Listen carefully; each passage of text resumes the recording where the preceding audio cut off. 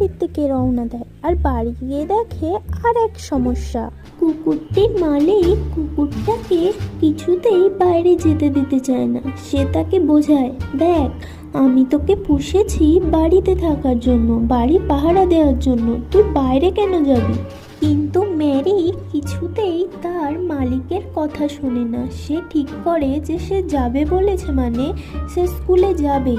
কিন্তু ম্যারি মালিকের কথা শুনছিল না বলে তার মালিক ঠিক করে যে তাকে বেঁধে রাখবে। আর সত্যি সত্যি বেঁধে রাখে। আর এইভাবে কিছুদিন চলতে থাকে।